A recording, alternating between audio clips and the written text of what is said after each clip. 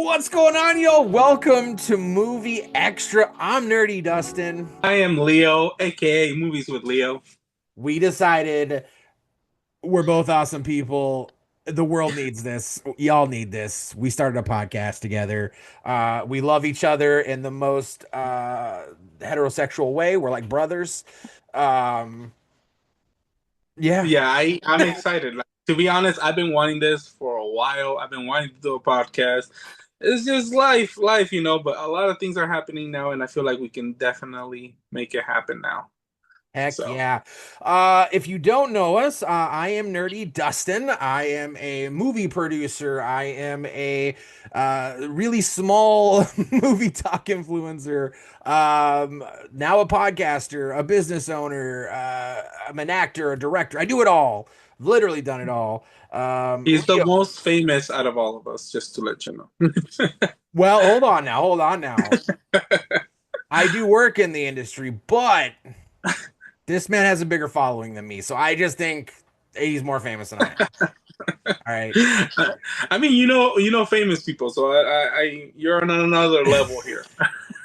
So yeah, I'm a movie producer in a sense. So I like we unless you're like Kevin Smith, we're not famous. We just make the movies you guys watch, which we're the ones. What's here's the kind of cool thing. We're the ones that don't get the hate when y'all hate something. Y'all hate the directors, you hate the actors, you hate cinematography. You don't hate the producers. I don't know that a producer's ever gotten hate for him. Maybe they have. I I don't know. know. I don't think I've ever done a review that I'm like, you know what, this producer produced really bad. Well, unless they're a writer, director, producer on a thing, then you can, I guess, I don't know. So Leo, let's let the people know, like, what? Obviously, you're obsessed with movies like I am. Where did that obsession start from? It's like as a kid, you always love going to Blockbuster, Hollywood videos and stuff like that, and you kind of go with your family, movie night, pick out a movie, go back home, watch it with your family, and I think that's what kind of inspired having this massive collection in the background, and I love it. I love anything that has to do with movie, and one of my favorite movies is Tremors. So Tremors is definitely one that when I was younger, I would always rent it nonstop, and I think having that and not and knowing that I don't have to return it, it's something that I love that I keep here at my home, so I can watch it whenever. That's the main thing. That is the main, no joke. When you see these movies, but I have a whole room full of movies, and people come over to the house and they see it and they're just like, why? You have over Yeah. several thousand movies. There's no way you can watch all these in a lifetime. And they're correct. But, but let's say I want to watch, oh, I don't know, Devil's Rejects. I can just watch it. It's there, Yeah. right? Yeah, and it was the same thing with the 28 days later. It was taken out of the online and everything, but I had it in my collection. Everybody freaking out. Oh, I can't watch it here. I can't. Here, let me pull mine out, and we're gonna watch it tonight. Yeah, yeah, because I mean, I have so many movies from the 1940s and 50s and 30s, and like none of that's on streaming. If I want to watch it, I have to own it. So, Yeah, yeah, it's no. a something we love, and I feel like keeping that alive helps a lot of the people that make the movie because I feel people will fall in love with the series, like Star Wars. You have so many series that people haven't seen, and if you're able to access those by having a collection, then you can show it to another generation, and it just becomes like a lifetime thing. So Hell yeah. I love it. Speaking of that, we both have one kid apiece. We each have a boy around the yeah. same age. And I have slowly been collecting old Nickelodeon cartoons, Power Rangers. Like I just picked up the whole series of Cat Dog because when my son is old enough, I want him to be able to enjoy the stuff I enjoyed as a kid. So Yeah, and I mean the animation from back then is completely different from what we get now. Street Sharks. I'm showing that to my kid. Yeah. so true. So true. Oh, I love Street Sharks. So true. But I'm Uh doing the same thing as you. I'm going like if I go to a pawn shop or anything like that and I find a kids movie that I don't have, I add it to the collection. I'm like, well, watch it. Hell yeah. My love of movies comes from my mom. I came from a single mother. Dad was not in the picture. So she was obsessed with movies. We went to the theater every single Saturday, did a double feature. Every Friday night, we were at the local gas station renting movies because that's where you rented movies back then. Um, and yeah, she, her love of movies rubbed off on me. My name is Dustin. I am named after Dustin Hoffman because that's her favorite actor. Her favorite movie of all time is Tootsie. So yeah, that's where I get my love of movies. And it just grew from there. My first job in this world was a projectionist at a movie theater back. I'm old. I'm Mm. telling you my age right there. That was my first job, and so building movies and projecting them, like my love grew even more. And then my job after that was managing a blockbuster. So Mm. yeah, movies. I would have loved like being just a blockbuster, like being a guy that's like helping people check out movies and stuff like that, or putting the movies on the shelves and stuff. Oh, it was the best. I didn't. I'm gonna be honest. I didn't like rotating that wall. That's what we did on Tuesdays when the new stuff would come out, or not Tuesdays, it would be Thursday nights. We would have to rotate everything in the store to put all the new stuff out, and that wasn't fun. But what was fun was sitting at that register with the book, the movie book, which I still have. I actually, when we closed, I took one. And people wanting suggestions from you, like. Oh, What's a recommend me a movie, it's just so much fun. I definitely miss that. Um, yeah. When I was younger, I worked Target and I worked at the electronics section, so that would mean that I would get all the new releases of movies every Tuesday morning because Monday night, Tuesday morning around there. But dude, it was such a dangerous game seeing all the new stuff coming out, and I'm here like putting them on the shelf and be like, all right, well then I'm gonna grab this one when I go to break and this one. Yeah, That's right. it's Yeah, definitely a dangerous game. that's right. We would too. That's what was Tuesdays was when we got the new. We always got the movies like a week ahead of time, so they came out on Tuesdays. And then as an employee, you were able to rent it that night and take it home, so you got to watch the movies for everybody else. Um, I think there was also a release date that was, I think it was Friday at first, and then it got changed to Tuesdays. I think there was a day. I remember some movies came out on Friday. I remember that, but I don't know how it long was ago that was. it was the best. You get out of school and your mom or your family, you guys go to Blockbuster, get some popcorn, go get some pizza from Pizza Hut, rent a bunch of movies, and that's your Yeah. night. Just sitting in front of the tube watching movies. Yeah, it's we don't have that no more for the most part. Yeah. And Um, I mean, the other love that I had that built this collection was also my mom. My mom always, I would be like, she got me all the Saw movies uh, as they were coming out and released Sweet. because I would be like, "Hey, mom, there was a commercial that this movie's coming out to on DVD. Can you get it for me?" And she'd be like, "Well, if you clean your room, then I'll get it for you." And I was like, "All right, let's do that." So there was days she would come home and he's like, "Have you cleaned your room?" I was like, "Oh, not yet. Okay, I'll go clean it." And I go to her bedroom and I see the movie there. She already had bought it, but she knew I was still gonna clean that room, and I'm like, ah. So she built the collection starting with DVDs. So it was nice always to ask her for a movie. And remember when you used to be able to see the commercials on TV of what movie was gonna come out? Yep. Every time one came out, we're like, "Mom, this Tuesday, can you get it for me?" And she's like, "I'll see." Kind of play the hard to get that I won't buy it for you type of thing. Oh yeah. I did this. Do you remember Columbia House? I don't know if that. Oh, didn't they do the same thing that they do like with CDs or something? Some Yeah, so it people. was you bought it was kind of crazy because you got locked into a deal, but you bought five movies for a penny each. You had to pay for the shipping and handling, which is usually like 27 bucks. Yeah. But then you had to like you were required to like then buy like three movies throughout. Kind of like what So Disney Club thing did. yeah, I was gonna say so like Disney. I think it was like buy get three for $1, Yeah. and then you have to buy full price at least five of them or something. Yeah. So they were doing that same thing, and so we would get the magazine in, and me and my mom would sit down, and we would pick out five VHS tapes, and we did that all the time. And then we had to buy the ones we want. Like it was so much fun. And I yeah, Mhm. it's We're reminiscing on on our old days. we are. This is stuff we won't get to do with our kids, and it makes me sad. Um, all Has right. your kid gone? Oh wait, has your kid gone to your collection yet? Like, Uh, has they gone in there and pulled stuff out? he has come into the office here and tried to grab these, and he's told no right away. And then what we call it the movie vault, which is a room over here. It's locked, so he can't get into that. So my son is he'll be 3 in March, so he's at that age where he is starting to run around the house and grab stuff, and but he knows like we don't touch dad's movies, so he knows.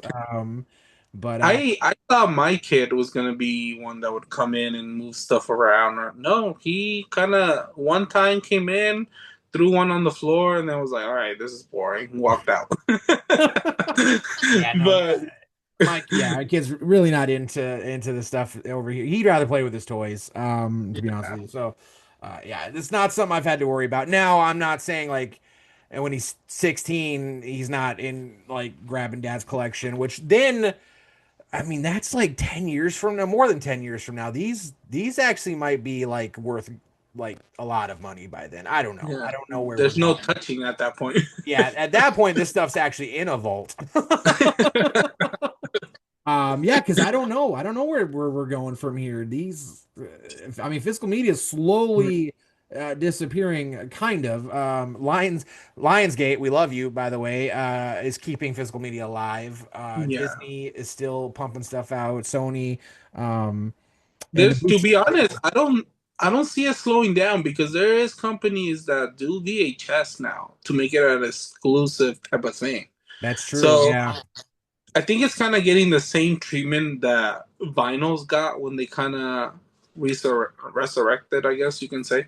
But around the Stranger Things, when that started coming out, you started seeing all these retro stuff coming out, and it kind of helped it build up as vinyls, CDs, and I think, yeah, there is stores moving away from it, but boutique labels and all these other places are not slowing down at no, all. I think they've still got some. It's our generation that's keeping this alive. Once our kids are our age, I guarantee they're not going to be in this. Yeah, yeah. I mean, he's getting all of this, so he better want You better want it. it. No, this will my kid will probably sell all this and use it to go to college. Dad, you have a $5,000 movie. What are you doing? What are you doing? Oh no, that's Dogma on Blu-ray. Don't touch. It's the first one that got printed. Don't touch it, please. Yeah, so that's where we get our love for movies. Now you know how we got into movies. Now you probably want to know what are our tastes when it comes to movies. What are we into? Clearly, because of these two standing behind me, you can tell that I'm super into horror movies. You can tell by his shirt, he's super into horror movies.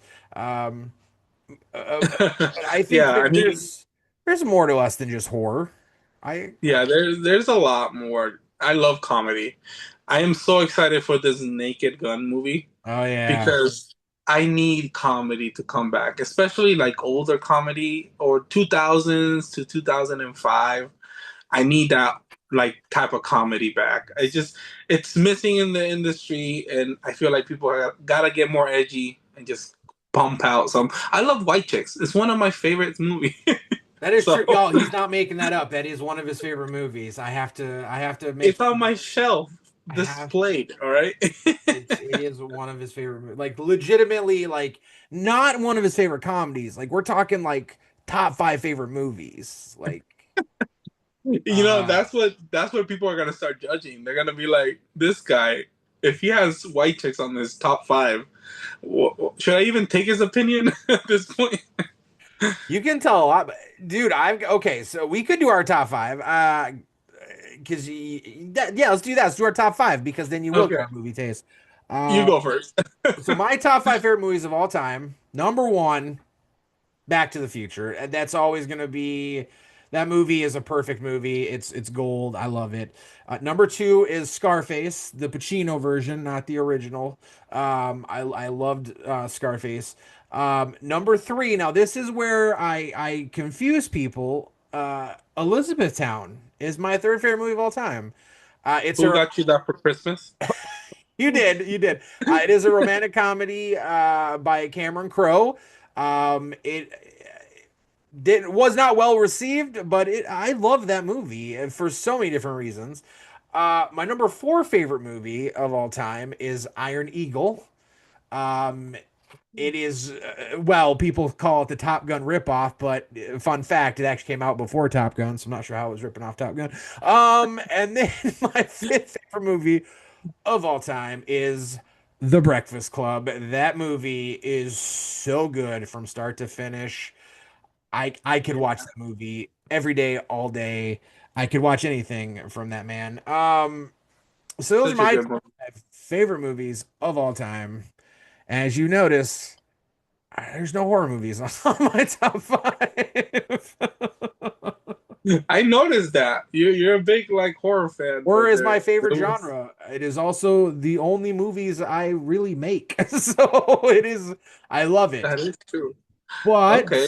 it is not in my top five. Wow, I'm actually surprised by that. I really thought there was gonna be a horror movie in there, but the more you know. The more you know. But yeah, I'll go with my top five. Let's see. This my number one is Tremors. I love Tremors. I think everything about it is perfect. People might not like it as much as I do, but I think it's a perfect movie. It's from beginning to end. I can watch it, say every line. It's great. Then I'll go with I Am Legend. I really enjoy I Am Legend. I used to when I got that DVD. I used to watch it nonstop. Like it was something that it was always playing and I Will Smith. I like him as an actor. I don't know about like as a person, but we'll see. But as an actor, I really liked him. But then we have what's it called? White Chicks. I'll put that one number three because again, I talk about this movie nonstop. I recommend it to anybody who wants a comedy. I people are judging me because they really don't understand why I love it. But I every time I put it, I laugh. Seriously, I laugh to the point my stomach hurts. Like even if I've seen it 1,000 times, I still like I can laugh and have a good time with it, and I enjoy that a lot. Then I have Scream. I have a tattoo, bro. And like It's a solid Scream is pick.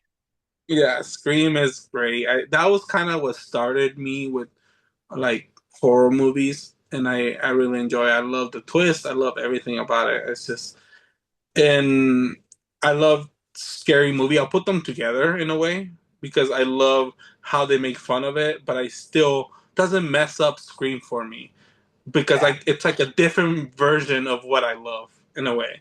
Like if Scream was a comedy, there it is, like scary movie. So I love that put together. And then my last one is Lilo and Stitch. I love Lilo and Stitch. I'm gonna go with Disney animated. I love animation and I even if I'm buying stuff for my kid, I love what how much it goes into animation, and I love the process of it. But Lilo and Stitch is one of those that I watched it when I was young in the theater, probably like my third movie I ever watched in theaters, and I loved it. I love the music. I love everything. I can also say every word in the movie. But yeah, those are my top five. All solid movies. I love all of them. Tremors and Scream. Maybe not Tremors, but Scream is in my top 10. Tremors would be in my top 20. I love that first Tremors. In Just Scream, that's a I know they went crazy with every single other one on Tremors. Like they're ass blasters. What? Okay, we but could do a whole episode diving into how you mess up a franchise, and it would be Tremors. Like, my top five just gets my top 10 just gets a little more like more crazier because I love disaster movies and Day After Tomorrow is probably the next one I would have said. I'm gonna So, be honest. I did a rewatch of that like 2 years ago. I can't watch that movie. It's. I don't remember being that bad, but it is. It's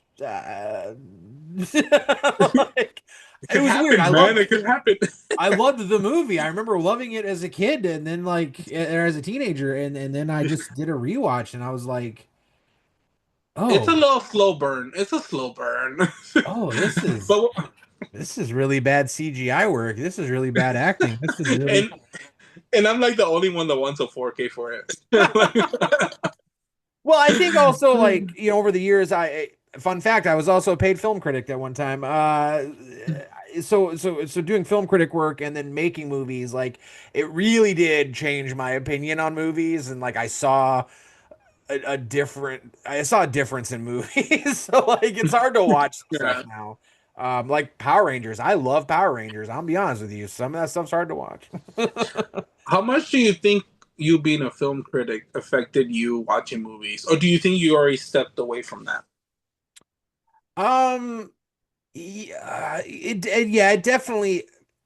Before I was a film critic, I didn't really pay attention to things. I kind of just went into a movie, and just consumed it as like an escape from reality. But then like prime example, the James Gunn's new Superman, right? I actually gave it a 3 out of 5. Everyone else is loving this movie. I thought it was okay, right? But I'm gonna be honest with you, I've watched it twice now, and the second time I just kind of shut my brain off, and it was a more enjoyable experience. That first time watching it, I was watching it as a critic, and I'm nitpicking everything. I'm tearing everything apart. Yeah. And I think that's why too, if you go to like Rotten Tomatoes and you look at that critic score and you look at the general audience score, and a lot of times they're so far apart. And I think it's because yes, us critics, we know stuff, You right? Like, nitpick. yeah, Yeah. we know coloring, we know sound, we this is the stuff we look for.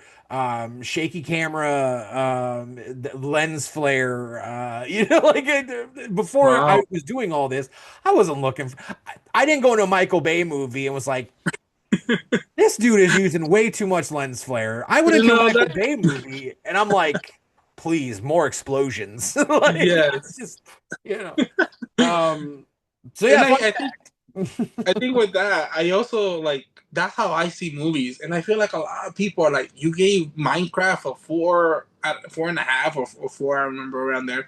I was like, the emotion that it made me feel in there with everybody watching it, and how excited everybody was to see what was on screen. And my nephew, I took my nephew for that one, and he was so happy when this song came on and everything. That was probably his third time watching it too, but like the the thing like that, it's like that's what I go for. That experience of seeing something and just seeing the crowd enjoy it, and just when they clap or you know, yeah, it's a little disturbing at the theater, but it gives you chills. You're like, oh my god, it is that thing. You kind of like join in. And then I think that's why comedy needs to come back in a way, because when you watch a comedy movie in theaters, it's a whole different experience than watching it at home by yourself. And that's why I love White Chicks, because White Chicks, I get the same experience every time I watch it that I got when I went to the theater. So it's like, if that movie is makes you feel that like that type of way, I feel like it's something special there. And that's why I can explain why White Chick is the best comedy ever made. Well, you hit something there. As a filmmaker too, that's what us filmmakers strive for at the end of the day, is for you to feel anything when you leave a movie. Yeah. Because at the end of the day, a movie is art. It is art, and we want you to Mhm. feel something. So, prime example, my last movie I produced was The Forest Hills. And if you go to Letterbox and look at the reviews, I mean, there's some reviews that are just like, this is just complete dog shit. I hated this. Yeah. But here's the thing, that doesn't affect me in a negative way, because I'm like, yeah, but at the end of the day, I did my job, because you feel something. Yeah. There you go. Even if So it's dog shit, you felt. at the end of the day, as long as you felt something when you left that movie, I did my job. Now, yes, I have some filmmaker friends that don't have the same outlook as I do, and they would be like, "You hated my movie? You realize how much sweat and time I put into that?" And like that that is gold. That is a masterpiece, and like I get it. I get it. Yeah. No, and I mean I understand too, because I mean you have to have a thick skin if you want to make movies and stuff like that. Because once your work is out there and people just bash it, I mean, what can you do? Like you didn't do you you thought you did your job right, and it didn't like how you say it, kind of like it didn't like come out on the screen how it's supposed to be or something like that, you know? And that is the most nerve-wracking thing about filmmaking too, I think, is yeah, because you make something and then you release it and you're like, oh, now how's this gonna be received? Right? Like, Yeah, um, so prime example about the Forest Hills, we did that was in theaters, and I went to one of the first screenings in my hometown. There was that's 25 awesome. there were 25 people in attendance, and I sat in the back and I watched them watch the movie, and it's a horror thriller, and it's not meant to be funny, but people were laughing a lot through the movie. Oh no. So it's like, well, hold on now. Like that's not what we intended. Same with like Tommy Wiseau in The Room, right? Like he may say it's a comedy now because he leaned into it, but it's just drama, right? But it is Yeah. funny. We went out to make a horror thriller that it is that first cut because we're currently working on the director's cut. That first cut, it does have some funny moments in it, right? And as us filmmakers, we didn't see that, right? So that's something about film. You're going to see something that someone else doesn't see, right? Yeah. Which I think is kind of cool, right? Like, there's this one scene in the movie where one of the characters shoots another character, and uh, sound wasn't right, and the gun made a like a little pop noise instead of the big, you know, gun sound it should have made. And it's kind of just like a pew, and the guy falls over. Everyone in the theater busted out laughing, which See, isn't I just what we busted out laughing by you telling me what you just said. yeah, which was not intended, which by the way in the director's cut that's been fixed. But it wasn't what was intended. But then it's like, well, no, hold on now. We just had 25 people bust out laughing. That's an emotion. So I'm cool with that. I'm fine with that. At the end of the day, you know, cool with it. But Dude, that must have been cool making that movie with Shelly. That must have been cool. yeah, that's Shelley Duvall's last film. Yeah, it was that was a dream come true for all of us, being a part of that. Um, I grew up watching fairy tale theater, The Shining. Popeye was my favorite movie as a little kid. So as an adult, to get to work with her and do her last film, yeah, that was amazing. That was amazing That's for sure. awesome. Um, so that's us, y'all. We're awesome, nerdy movie people. Um, We like to talk a lot, if you guys notice. we do like to talk a lot. Um, we do. Um, We and if do you have the want, same type of like love for movies in a way, because we usually rate the same stuff like kind of equally, you know? So that'll be we kind of interesting when you don't like something and I really love it. Because I really love Superman and I was shocked that you gave it a three out of five. So well, I will say, like, if I went back and redid my review, which I don't do that, my first review is what you get. But if I were to redo it, I would probably bump it to a 4 out of 5. Because, like I said, that second time, and that's something else with movies. You sometimes you may need to watch a movie several times to like see things that you missed the first time, and you know, and I'm gonna be honest, I'm also a comic book nerd. So that first viewing, I went into this movie as a critic, as a comic book fanatic, wanting to know where James Gunn's going with the DCU, right? You know, so the second time I watched the movie, I just watched it. I didn't care about the nitpicky stuff. I just watched it. I took it in. You know, when Punk Rocker starts playing by Iggy Pop, shout out to Iggy Pop. You know, I just consumed it and enjoyed it. The fight scenes, I yeah, just which is what I should have done the first go around. And had I done that, it would have got a better review. Um, so yes, But James, yeah, if James Gunn, if you're watching this, I do love Superman. I'm excited to see where you're taking it. Yeah. So, but the yes, yeah. Leo was right. We do have the same taste for the most part. So it is kind of weird if we one of us doesn't like something and the other one does. It's like, well, hold up.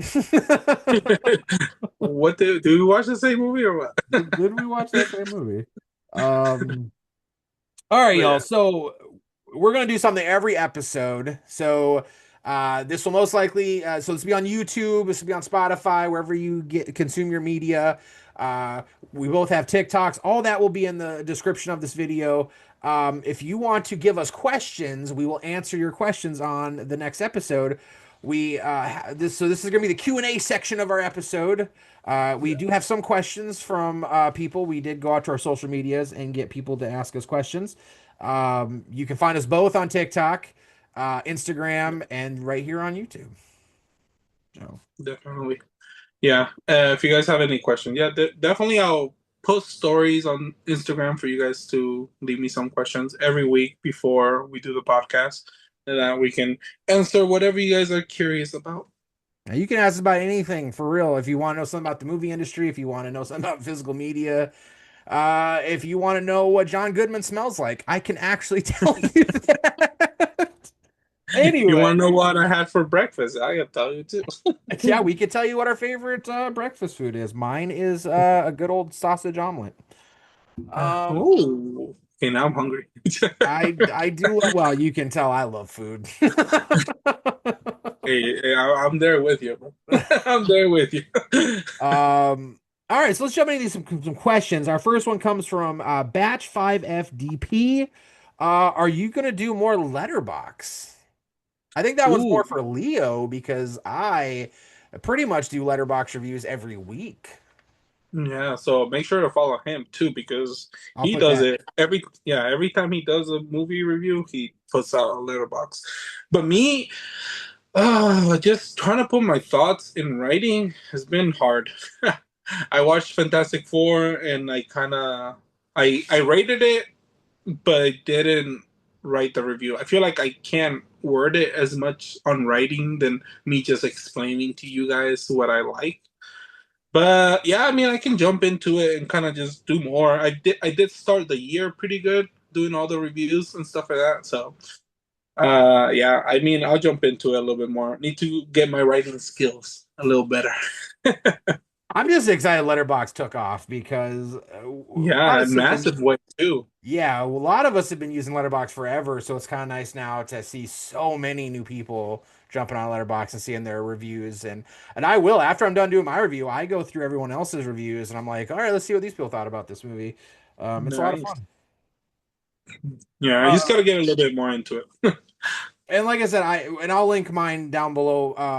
But yeah, I every time I see a movie, like basically you get my if you go to my letterbox, you get my straight out of the theater reaction or review. Like I'm in the car, like typing out my review. So Every stoplight, he just types a every good sentence. stoplight. And then if you go to my TikTok, you can see my actual like review. When I do a review, I do the good, the bad, and the ugly. I break down everything for the movie. I think I it's kind of like I like that little series you started. I love it. It's been cool. Yeah. I was like I want to cause I stopped for a while. I was like I want to go back to reviewing movies, like actually like speaking my thoughts. But I was like, there's so many people reviewing movies now. What can I do that's different? And then I was like, I'll just break down the movie. All right, so this next one comes from one of our really good friends that you can go follow on TikTok and Instagram, Adam the Movie Guy. Shout out to Adam. He wants to know why do people think Tarantino is good?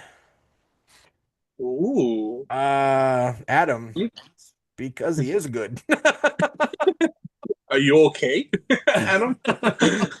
No, I think Tarantino is a fantastic filmmaker. Yes, he's can be hard to work with, but that's because Tarantino knows what he wants, right? I've Yeah. worked with directors that they're a lot more. well, what do you think? How would you do this scene, right? Like going up to the actor and being like, "All right, so you've studied your part, you know the character. How would this character do this?" You know, but with Tarantino, he's like, "No, I wrote that character. It's my character. I want you to do it my way." You know, so I get that, but I'm down with it. It's worked.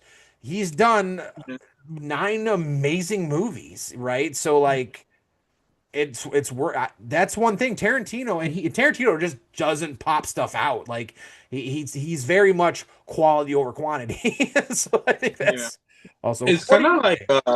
what is his name? The guy who did Tenet, Inception. I forget his name. Oh, Nolan, Christopher Nolan. Yeah, it's kind of like him. He also puts out only a few movies, but every time he puts it out, it's quality work, and it's what you want to see, type of thing.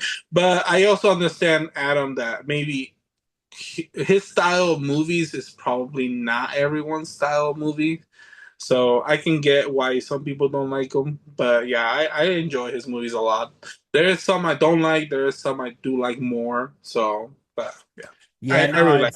it's true. His movies are not for everybody. If you don't like gore or in your face, I think I think you need to be in a mood to watch his movies in a way. some, yeah, Like yeah. especially like if you're gonna rewatch it, and I'm gonna say, let's say, Inglorious Bastards. I feel like I need to be in a mood to watch that one before. Like if it's a theater experience, I go right away. But if it's something like, oh, I want to rewatch this one, I need to be in the mood. No, I totally get that. And his movies can be long and dragged out. Like The Hateful Eight is, I don't hate it. It is my least favorite of his movies because to me it kind of just it's a lot of dialogue and it just kind of drags out.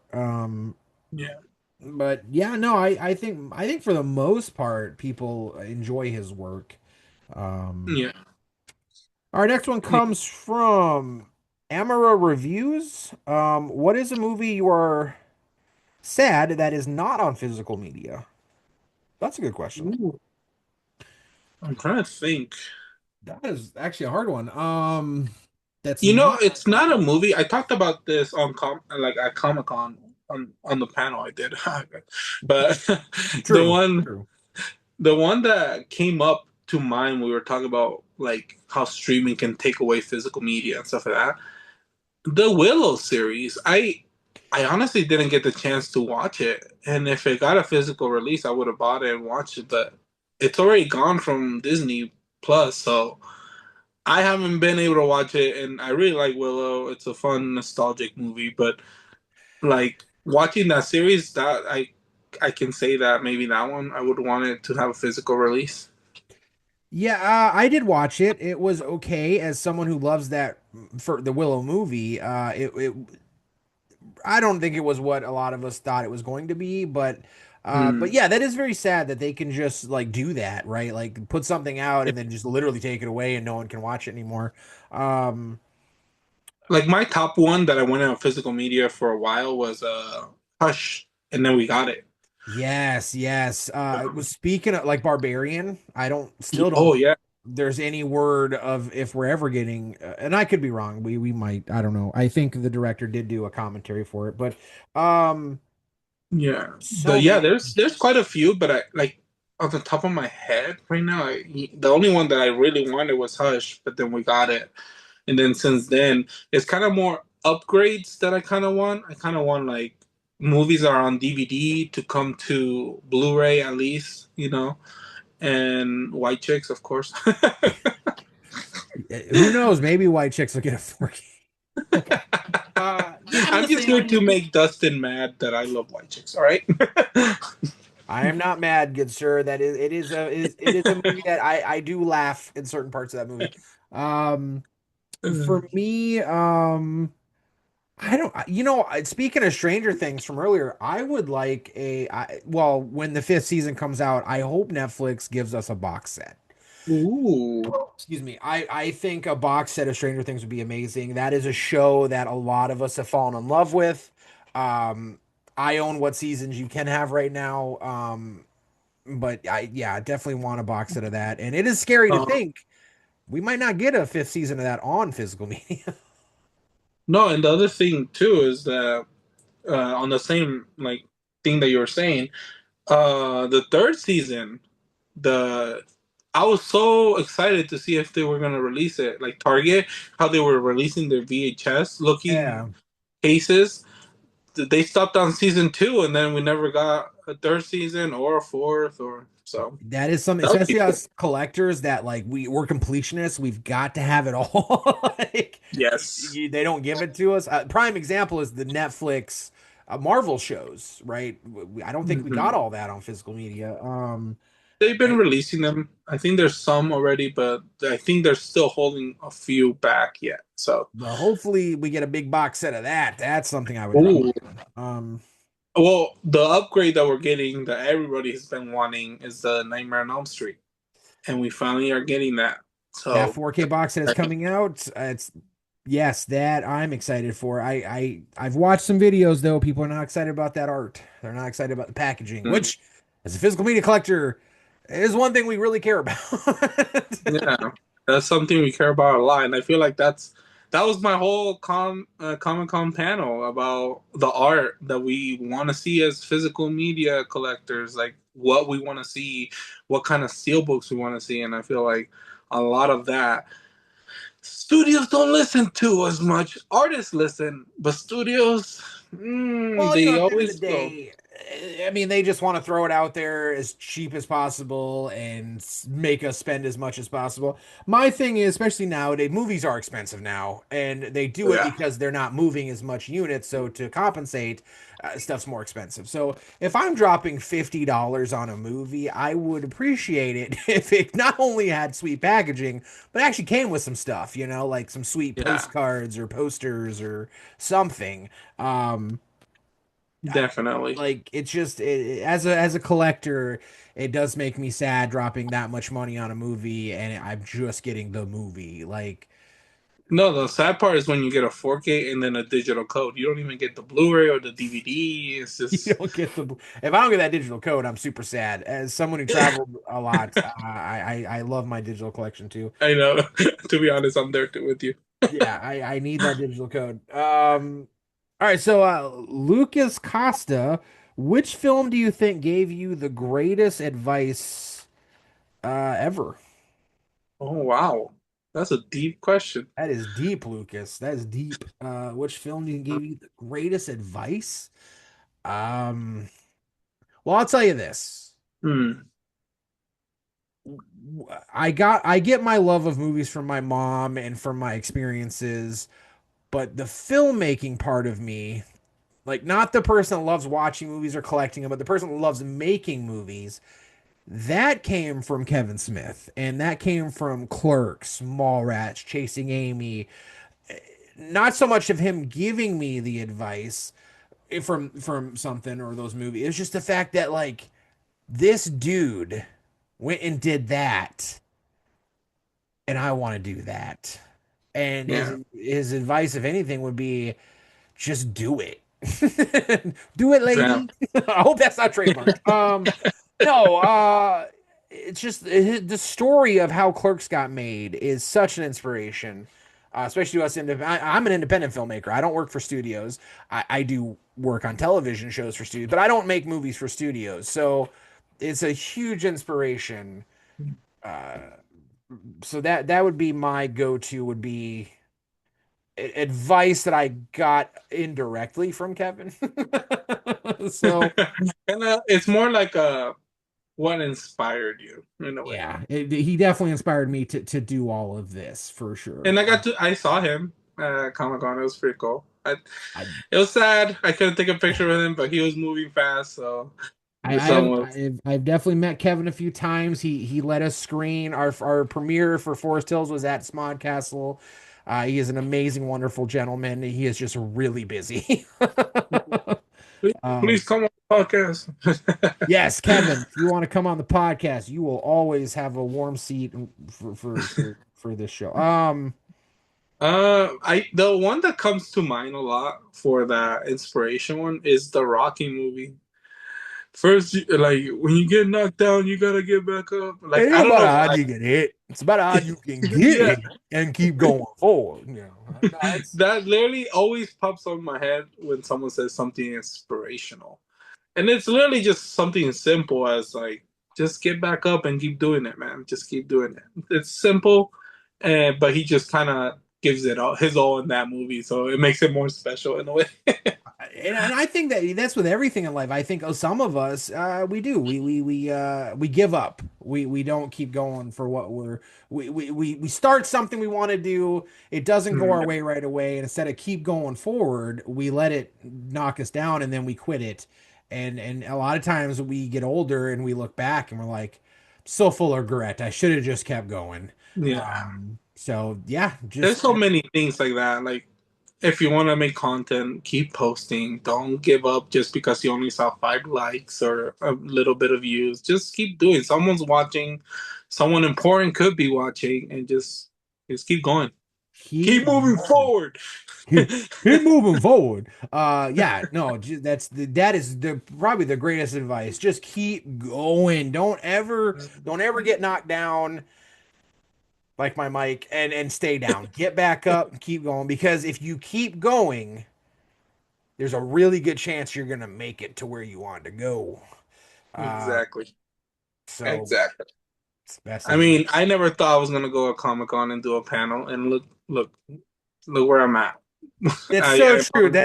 I gotta tell you, that's inspiration right there. I've known Leo now for quite a while, and yeah, yeah, to see where you've come from, like you were a guy that just turned on your phone one day and started doing weird dance videos and talking about movies, and now yeah, here you are sitting at a table at Comic Con talking yeah. about movies. Insane.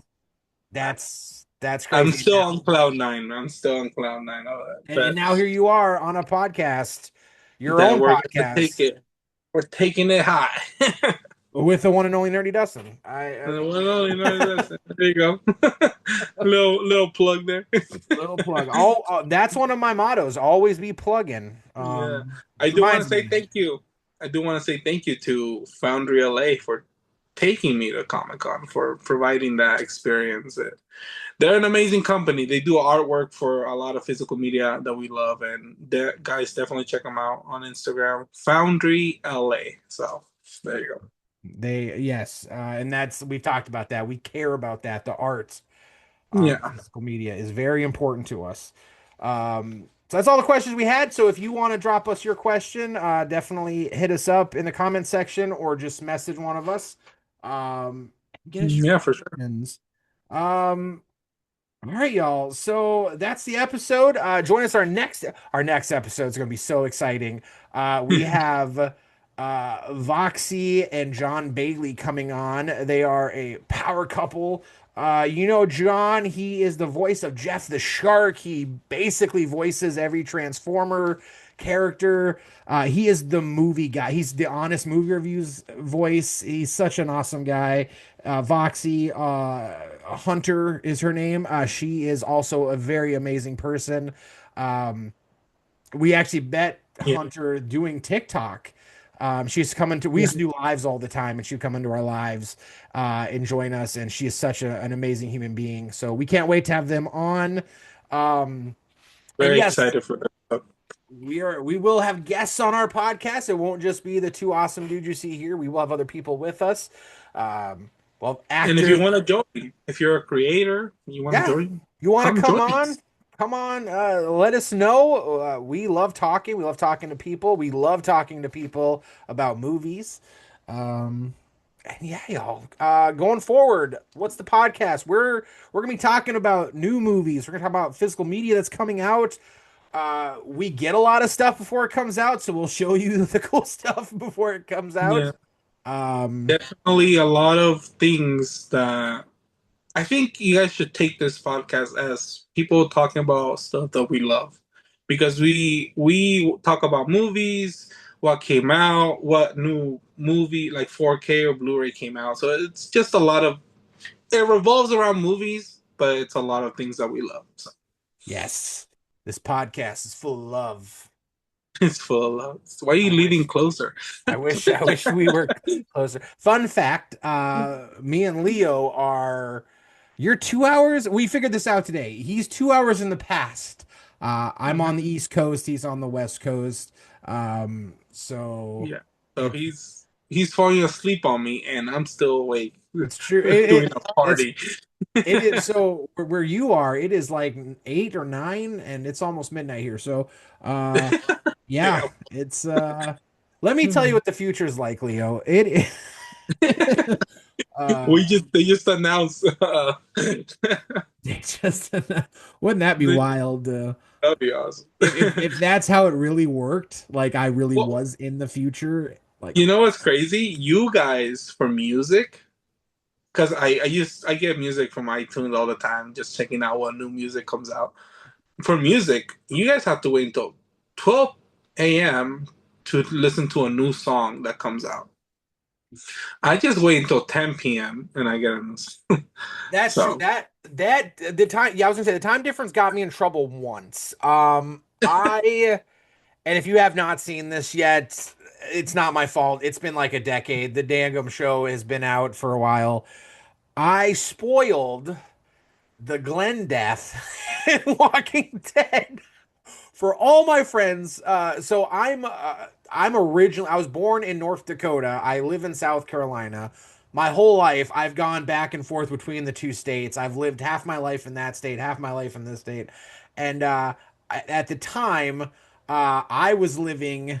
I think I was living in North Dakota, and we got to watch the episode. I think, or it was vice versa, but I got to see the episode before my friends, and I went straight to Facebook, not even thinking, and yeah, I was sad because my favorite character had been killed, and it was not good.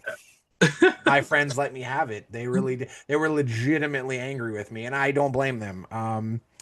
Uh, and I don't spoil well, stuff anymore. So yeah. Also, with this podcast, if we ever are going to talk about a movie, we're trying to stay away from spoilers, and of course, we both have to have watched it. But if we ever do want to talk about spoilers, we'll let you guys know before yeah, a we big say it. warning will come up. They'll say Yeah, spoiler, spoiler, but keep listening because we need you to keep listening. yeah. You won't see the warning, but keep listening. Keep listening anyway. It doesn't matter. Yeah, no, we won't try to spoil anything. But this is gonna be a really fun podcast. Hopefully, you'll come back and join us. We are two funny dudes. And Just yeah, having fun. That's all. that's right. All right, y'all. Thanks for joining us, and we will see you in the next one. See you guys. Thank you for Later. joining.